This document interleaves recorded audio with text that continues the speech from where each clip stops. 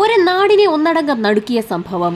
അത് രാവിലെ 7 മണിയോടുകൂടി രവികുമാർ എന്ന വ്യക്തിയുടെ വീട്ടിലേക്ക് പൊള്ളാച്ചിയിലെ കുട്ടികളെ നോക്കുന്ന കേന്ദ്രത്തിൽ നിന്നും ഒരു ഫോൺ കോൾ എത്തി. തീർത്തും ഞെട്ടിക്കുന്ന ഒരു കാര്യമായിരുന്നു വിളിച്ച വ്യക്തി പറഞ്ഞത്. 24 വയസ്സുള്ള രവികുമാറിന്റെ മകൻ വരുണിനെ മാനസിക വെല്ലുവിളികൾ നേരിടുന്ന കുട്ടികളെ നോക്കുന്ന ഷെൽട്ടർ ഹോമിൽ നിന്നും കാണാതായിരിക്കുന്നു. വരുണിനെ വീട്ടിൽ നിയന്ത്രിക്കാൻ കഴിയാത്ത സാഹചര്യമുണ്ടായപ്പോഴായിരുന്നു രവികുമാറും ഭാര്യ ഭാനുമതിയും കൂടി ഏതാനും നാളുകൾക്ക് മുൻപ് മകനെ പൊള്ളാച്ചിയിലെ കുട്ടികളെ നോക്കുന്ന ഷെൽട്ടർ ഹോമിലാക്കിയത്. 3 മാസം മുൻപ് മകനെ അവിടെ ചേർക്കുമ്പോൾ അവർ 1 ലക്ഷം രൂപയായിരുന്നു ഡൊണേഷൻ ചോദിച്ചിരുന്നത്. എന്നാൽ 50,000 രൂപ നൽകിയായിരുന്നു രവികുമാർ മകനെ ഷെൽട്ടർ ഹോമിലാക്കിയത്. അതിനുശേഷമുള്ള കഴിഞ്ഞ 3 മാസങ്ങളിലും 40,000 രൂപ വീതം രവികുമാർ മകന്റെ ചിലവിലേക്കായി അയച്ചു കൊടുത്തിട്ടുമുണ്ട്. വരുണിനു പുറമെ 26 കുട്ടികൾ കൂടി അവിടെ ഉണ്ടായിരുന്നു.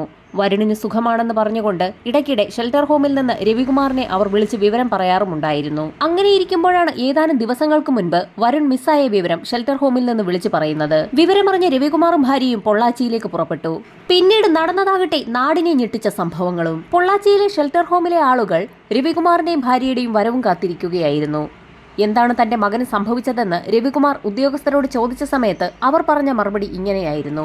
വരുണിനെ കാണാതാകുന്നതിന് തൊട്ട് തലേ ദിവസം ഷെൽട്ടർ ഹോമിലെ അധ്യാപകരും കുട്ടികളെ നോക്കുന്ന ആളുകളും എല്ലാം ചേർന്ന് ആ 27 കുട്ടികളെയും കൊണ്ട് ആളയാർ ഡാമിലേക്ക് ഒരു സ്റ്റഡി ടൂർ പോയിരുന്നു. ഡാമിന് സമീപത്തുള്ള മനോഹര കാഴ്ചകൾ കണ്ടുകൊണ്ട് നിൽക്കുന്നതിനിടയിൽ ഗിരിരാജ് എന്നൊരു അധ്യാപകൻ സമീപത്തുണ്ടായിരുന്ന കടയിൽ സാധനം വാങ്ങാൻ പോയ സമയത്ത് അയാൾക്കൊപ്പം വരുണുമുണ്ടായിരുന്നു. സാധനം വാങ്ങിയ ശേഷം ഗിരിരാജ് തിരിഞ്ഞു നോക്കുമ്പോൾ വരുൺകാന്തിനെ കാണാനില്ല. അധ്യാപകരും മറ്റുള്ളവരും ചേർന്ന് ആ പ്രദേശമാകെ അരിച്ചു പറക്കിയെങ്കിലും വരുണിനെ കണ്ടെത്താനായില്ല. വരുൺ എങ്ങനെയാണ് മിസ്സായതെന്നുള്ള കാര്യം തങ്ങൾക്ക് എത്ര ആലോചിച്ചിട്ടും പിടികിട്ടുന്നില്ല എന്നായിരുന്നു ഷെൽട്ടർ ഹോമിലെ മറ്റുള്ള ആളുകൾ പറഞ്ഞത്. ഷെൽട്ടർ ഹോമിലെ ആളുകൾ പറയുന്ന കഥ കേട്ട് രവികുമാറും ഭാര്യയും അക്ഷരാർത്ഥത്തിൽ നടുങ്ങിപ്പോയി. വരുൺ മിസ്സായി എന്ന് പറഞ്ഞ ആളയാർ ഡാമിന് സമീപത്തേക്കാണ് രവികുമാറും ഭാര്യയും പിന്നീട് പോയത്.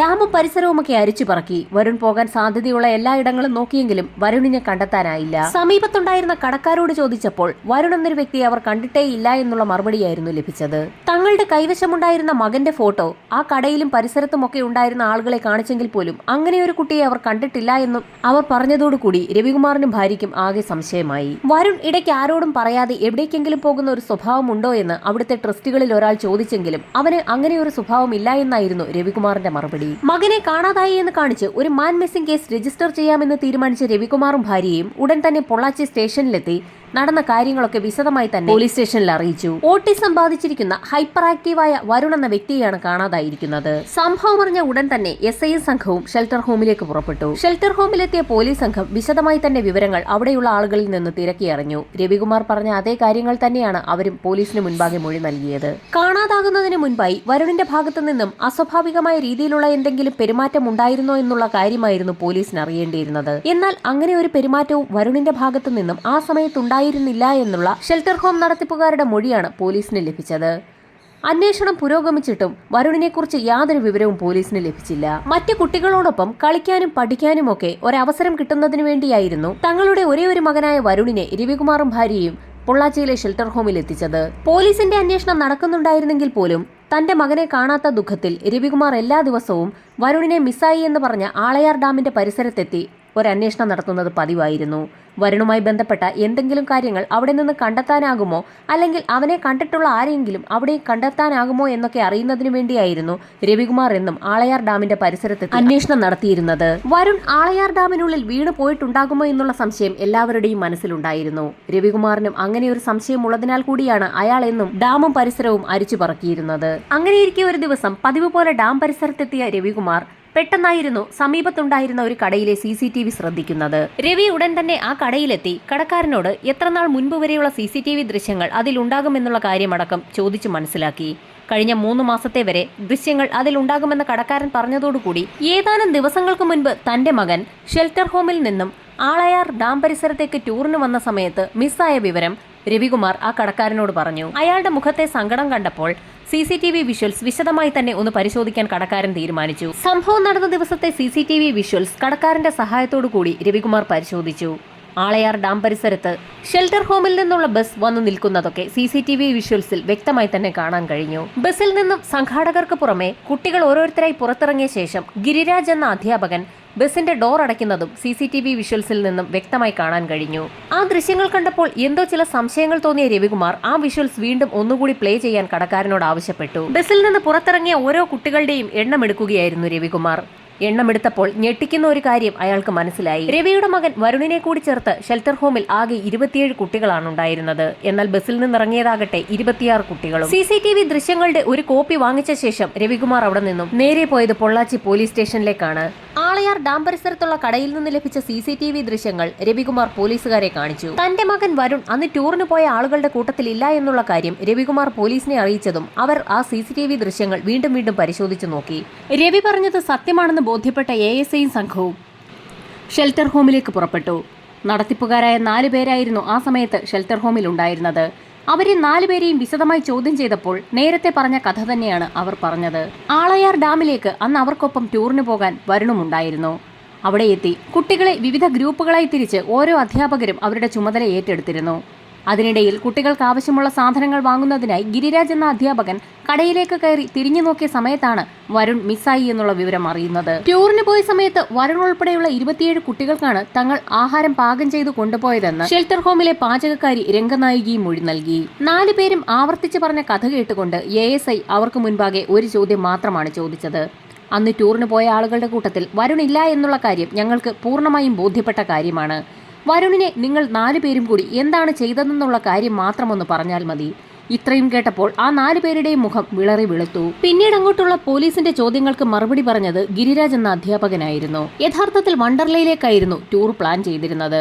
വണ്ടർലയിലേക്ക് കൊണ്ടുപോയാൽ വരുൺ അവിടെ എന്തെങ്കിലുമൊക്കെ പ്രശ്നമുണ്ടാക്കുമെന്ന് മനസ്സിലാക്കിയതുകൊണ്ട് അവനെ കൊണ്ടുപോകാൻ ആ സംഘം തീരുമാനിച്ചിരുന്നില്ല. തന്നെ കൊണ്ടുപോകുന്നില്ല എന്ന് മനസ്സിലാക്കിയ വരുൺ വയലന്റ് ആവുകയും നിരവധി പ്രശ്നങ്ങൾ ഉണ്ടാക്കുകയും നാശനഷ്ടങ്ങൾ വരുത്തുകയും ഒക്കെ ചെയ്തു. അവനെ പിടിച്ചു കിട്ടുന്നതിനിടയിൽ അവൻ അപ്രതീക്ഷിതമായി ബോധം കിട്ടു വീഴുകയായിരുന്നു. വണ്ടർലയിൽ നിന്നും തിരിച്ചെത്തിയ സംഘം കാണുന്നത് മരിച്ചു കിടക്കുന്ന വരുണിനെയാണ്.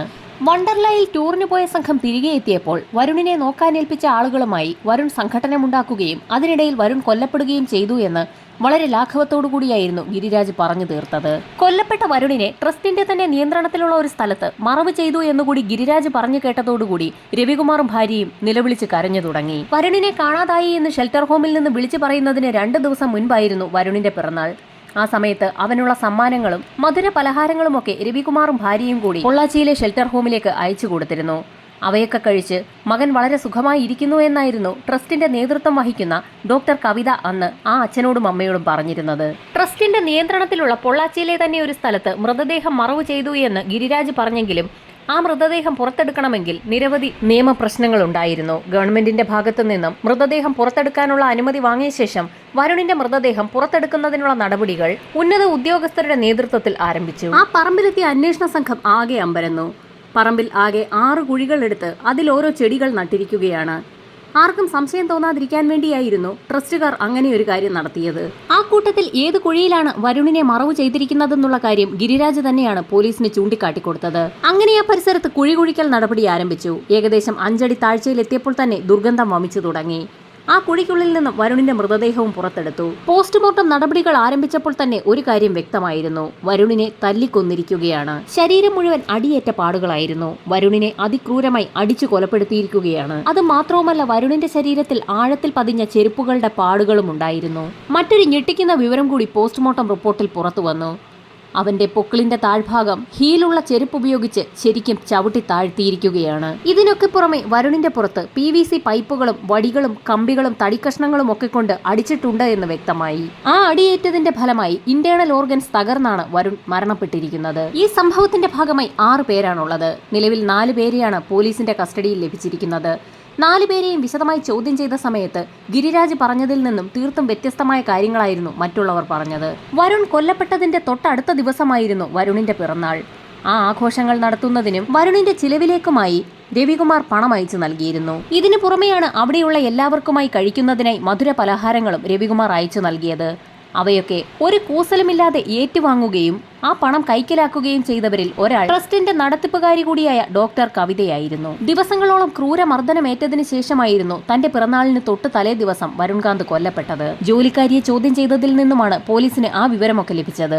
വണ്ടർലായിലേക്ക് അവർക്കൊപ്പം ടൂർ പോകണമെന്നുള്ള വരുണിന്റെ ആഗ്രഹം നിരസിച്ചതു മുതലായിരുന്നു എല്ലാ പ്രശ്നങ്ങളുടെയും തുടക്കം. ട്രസ്റ്റ് അംഗങ്ങൾ പറയുന്ന രീതിയിലായിരിക്കണം കുട്ടികൾ പെരുമാറേണ്ടതും അനുസരിക്കേണ്ടതും. കുട്ടികളുടെ യാതൊരാഗ്രഹവും അവിടെ നടക്കില്ല.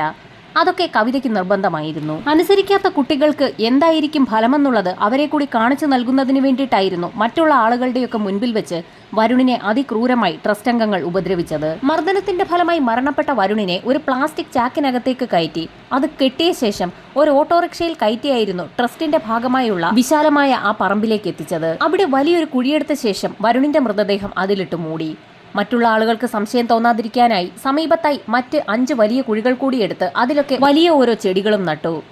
കണ്ടുകഴിഞ്ഞാൽ ശരിക്കും ചെടികൾ നട്ടിരിക്കുന്ന ഒരു പ്രദേശമാണെന്നേ പറയൂ. വരുണിന്റെ മൃതദേഹം ആരും കണ്ടുപിടിക്കാതിരിക്കുന്നതിനായി വരുണിനെ അടക്കിയ ആ കുഴിയിൽ ചാണകവെള്ളം നന്നായി കലക്കി ഒഴിക്കുകയും ചെയ്തു. ഒരു കാരണവശാലും സ്മെല്ല് പുറത്തേക്ക് വരാതിരിക്കുന്നതിന് വേണ്ടിയുള്ള ബുദ്ധിയായിരുന്നു ആ 6 പേരടങ്ങുന്ന സംഘത്തിൻ്റെത്. ഈ കാര്യങ്ങളൊക്കെ പ്ലാൻ ചെയ്തതും ഇതിനാവശ്യമായ നിർദ്ദേശങ്ങൾ നൽകിയതുമെല്ലാം ഡോക്ടർ കവിതയായിരുന്നു. അവരെയൊട്ട് പോലീസിന്റെ കസ്റ്റഡിയിൽ ലഭിച്ചിട്ടുമില്ല. ഡോക്ടർ കവിതയെ തേടി പോലീസ് സംഘം തിരുവനന്തപുരത്തെത്തി. കവിതയുടെ ഭർത്താവിന്റെ വീട് തിരുവനന്തപുരത്തായതിനാൽ തന്നെ ആ വീട്ടിലേക്ക് പോലീസ് സംഘം എത്തുകയായിരുന്നു. കവിതയെ കസ്റ്റഡിയിലെടുത്ത പോലീസ് സംഘം അന്വേഷണ നടപടികൾ ഊർജിതമാക്കിയിരിക്കുകയാണിപ്പോൾ. കുട്ടികളെ ഇത്തരത്തിൽ കാണാമറയത്തുള്ള ഷെൽട്ടർ ഹോമുകളിലാക്കുന്ന എല്ലാ മാതാപിതാക്കളും പ്രത്യേകം ശ്രദ്ധിക്കണമെന്നും അല്ലാത്ത പക്ഷം കുട്ടികളെ എന്നേക്കുമായി നഷ്ടപ്പെട്ടേക്കാമെന്നുമുള്ള നിർദ്ദേശമാണ് സർക്കാർ വൃത്തങ്ങൾ നൽകുന്നത്.